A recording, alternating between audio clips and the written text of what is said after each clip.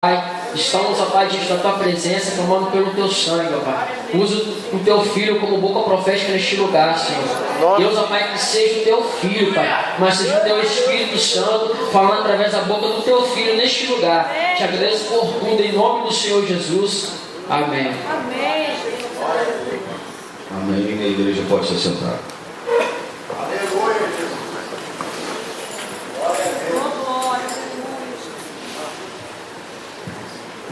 Entendi. Vai dando glória, irmãos, porque a coisa mais difícil é você estar aqui e ministrar a palavra para aqueles que estão necessitados. E eu me incluo em meio a essas pessoas. Eu estou super necessitado. Estou super carente de Deus nessa noite. E creio que não é diferente dos irmãos.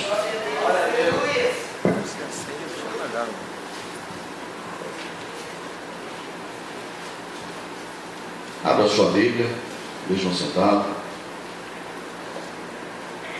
No livro de Lucas, capítulo 15, versículo 11.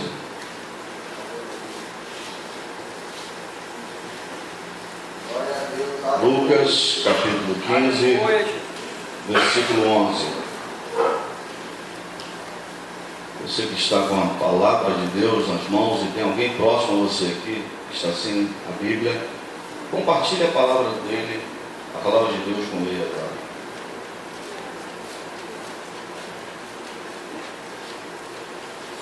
Esse texto tem como epígrafe a parábola do filho pródigo. Vamos ler. Continuou Jesus falando: certo homem tinha 2 filhos. O mais moço dele disse ao pai: dá-me a parte dos bens que me cabe. E ele lhes repartiu os haveres. Passado não muitos dias, o filho mais moço, ajuntando tudo o que era seu, partiu para uma terra distante e lá dissipou todos os seus bens, vivendo dissolutamente. Depois de ter consumido tudo, sobreveio àquele país uma grande fome, e ele começou a passar necessidade. Então ele foi e se agregou a um dos cidadãos daquela terra, e este o mandou para os seus campos a guardar porcos.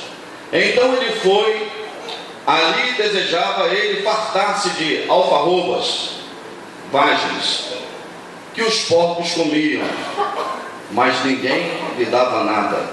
Então, caindo em si, disse: quantos trabalhadores de meu pai têm pão com fartura, e eu aqui morro de fome?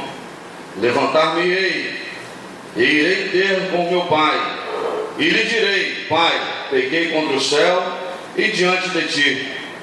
Já não sou digno de ser chamado teu filho. Trata-me como um dos teus trabalhadores. E levantando-se, foi para o seu pai. Vinha ele ainda longe quando seu pai o avistou, e compadecido dele, correndo, o abraçou e beijou.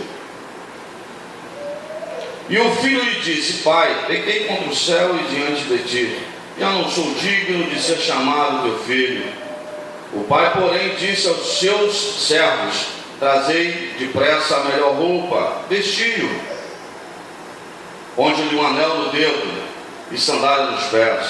Trazei também e matai novilho cevado, comamos e regozijamos, porque este meu filho estava morto e reviveu, estava perdido e foi achado. E começaram a regozijar.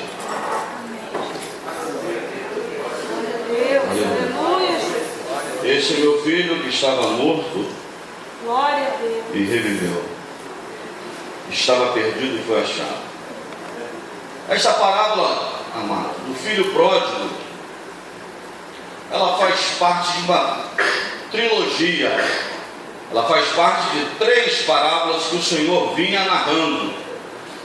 E essa parábola é interessante, porque todas essas três parábolas, a parábola do filho pródigo, a parábola da ovelha perdida, a parábola da dracma perdida, aqui fala de coisas que foram perdidas. As três parábolas falam de coisas que foram perdidas. E coisas valiosas, coisas muito importantes. E eu quero falar para os irmãos que para mim nessa noite está sendo um divisor de águas para mim. Porque eu vivi uma vida meio parecida com a desse filho pródigo. Eu vivi uma vida meio que dissolutamente. Nasci num lar evangélico. Tinha prazer de falar que eu era evangélico desde a 4ª geração. Meu bisavô era presbítero. Meu avô era presbítero. Meu pai foi presbítero e faleceu como pastor. E eu, presbítero.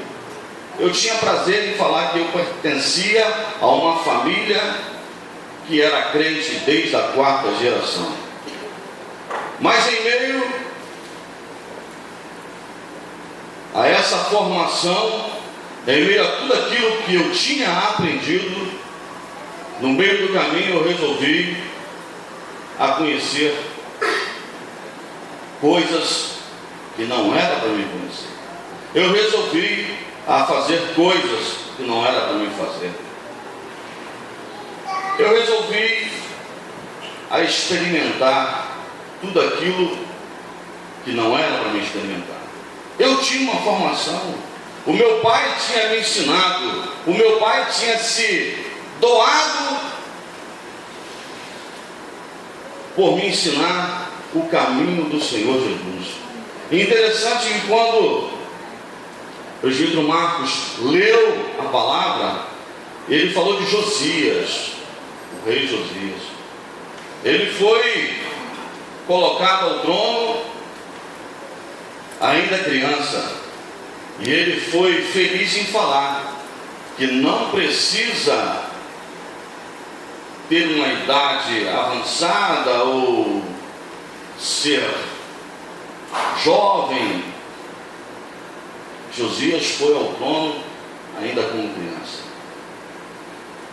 A gente lembra de Daniel, que também em meio a uma vida longe de casa, foi sequestrado, poderia também fazer o que queria e não fez.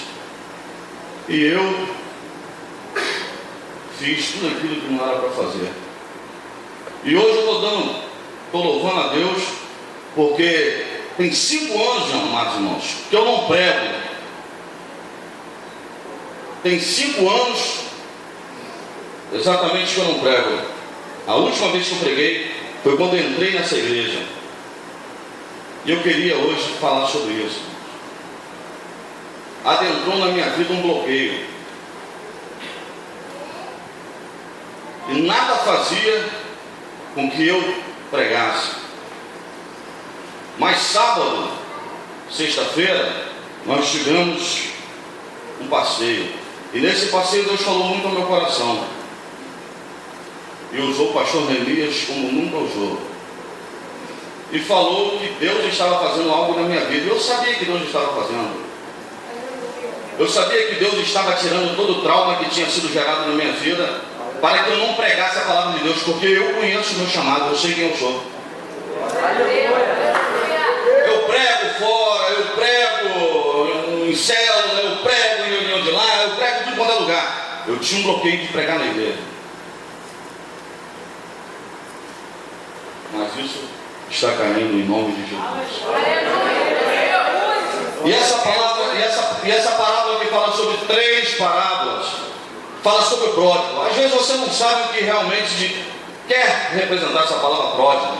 O que quer dizer essa palavra pródigo? Muitos podem achar que pródigo quer dizer o filho que volta ao lar. Mas é isso não, irmãos. A palavra pródigo quer dizer desperdiçador extravagante. E aqui a gente fala de uma família. Quando você lê esse texto do filho pródigo, você está falando de uma família que estava vivendo um conflito. Existia um conflito com essa família. Muitos já pregaram sobre o filho pródigo, muitos já pregaram sobre o filho que ficou em casa, muitos já pregaram sobre o pai. Eu quero pregar sobre a família nessa noite. Jesus não citou o nome da mãe, não sei porquê, mas falou de um pai e 2 filhos. E diz que esse filho mais novo pediu a herança que lhe cabia. Mas eu nunca vi, irmãos, pedir herança com o pai vivo. Eu nunca vi isso. Mas esse garoto, esse rapaz, ele foi bastante, que palavra eu usaria? Ousado. Ousado, essa é a palavra, ousado. E ele vendo o pai dele vivo, ele foi lá e pediu herança. E eu lembro do meu pai, que eu poderia ter feito isso enquanto ele tinha vida. Mas por incrível que pareça, se eu fizesse isso, parece que eu estava usando a palavra do mundão aí. Eu estava agorando meu pai. Jamais eu faria isso. E até agradeço ele por ter me deixado uma herança muito boa. Mas esse filho, ele não erra, porque ele pede a herança e vai embora.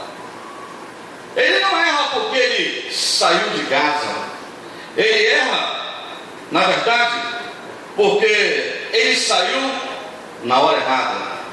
Ele saiu de forma errada.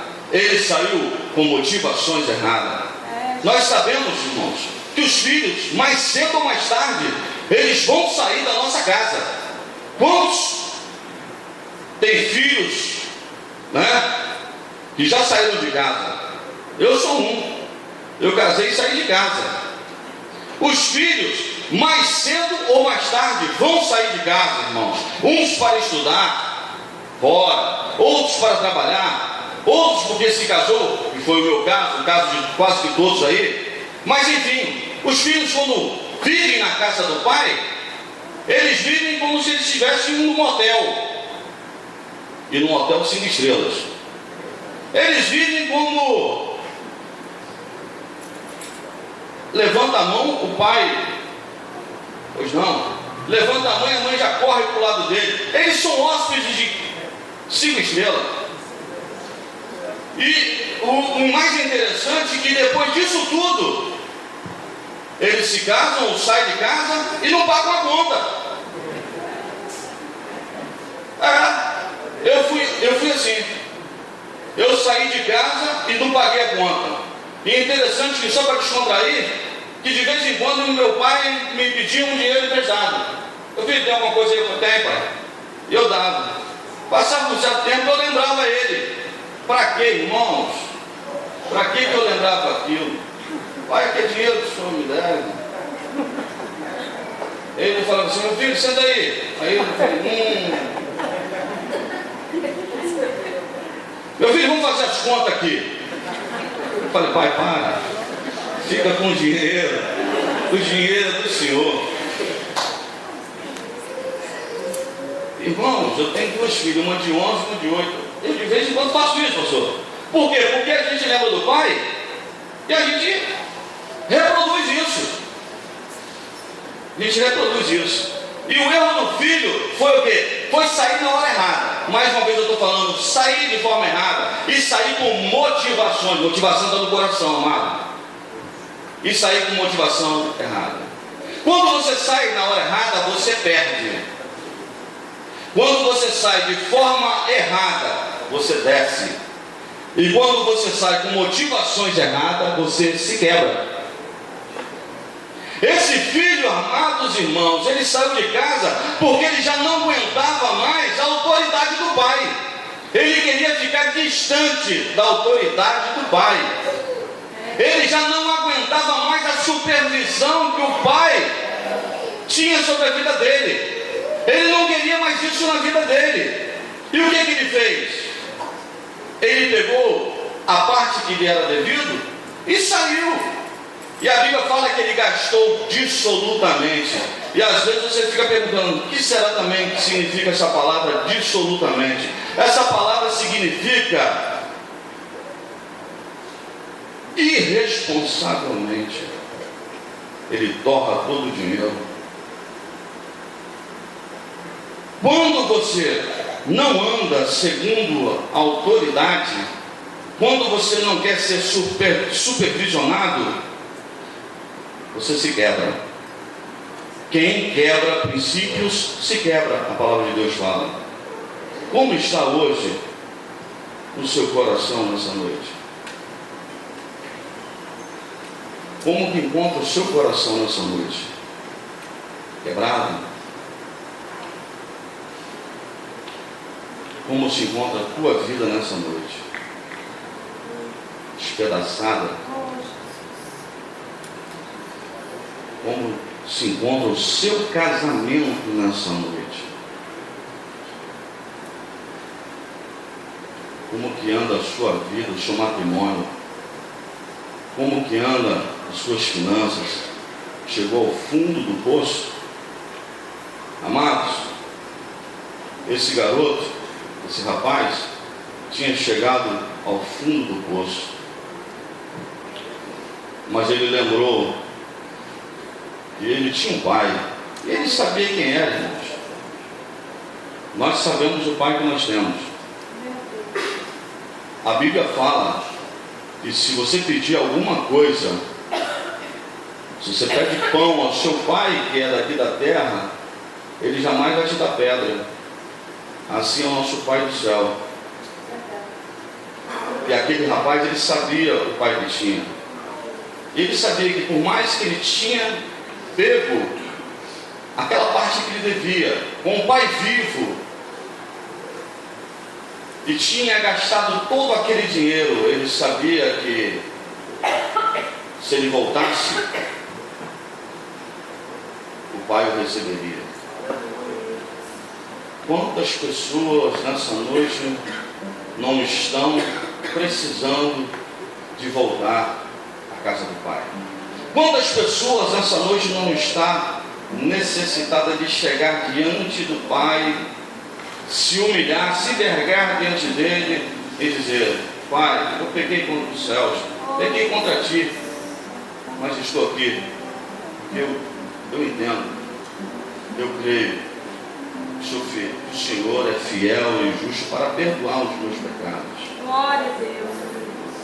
E o caminho da vitória, amados irmãos, é quando você volta. E quando você volta, você restitui aquilo que você perdeu.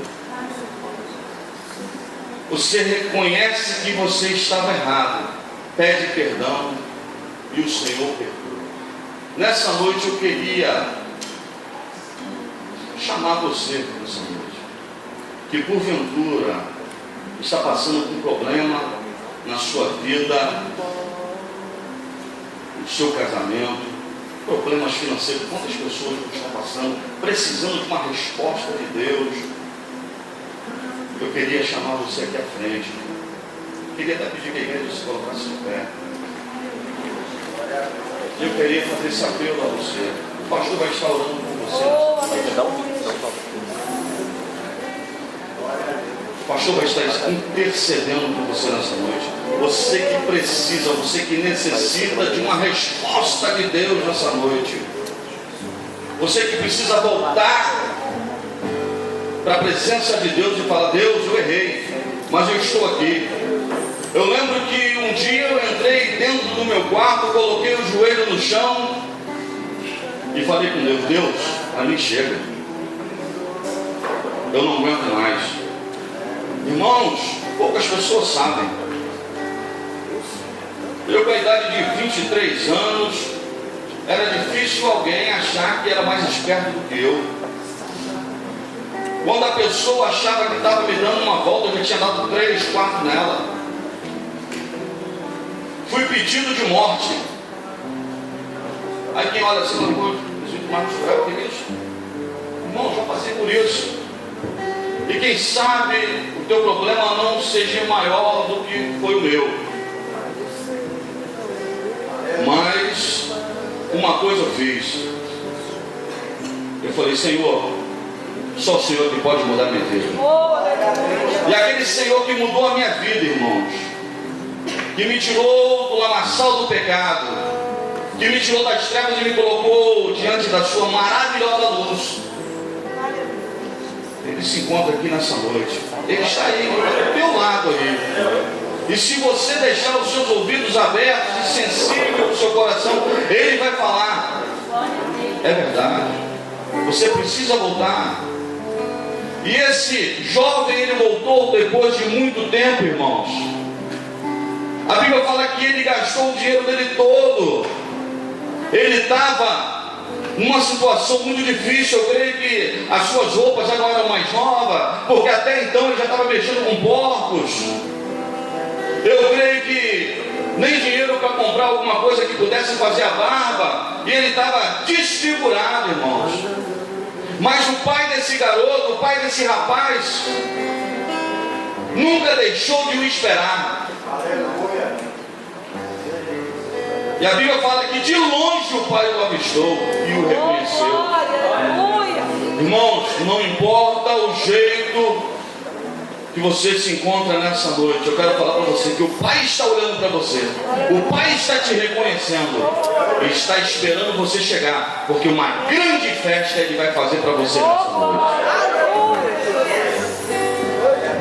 Meu Deus, queria que você levantasse a sua mão, você que está na casa do Pai, agradeça a Deus por isso. Você que diz assim: poxa, eu sou falho, eu sou... Talvez hoje de manhã você disse: eu não sou digno, mas você entrou aqui. O Pai te ama e você dá graças a Deus por isso.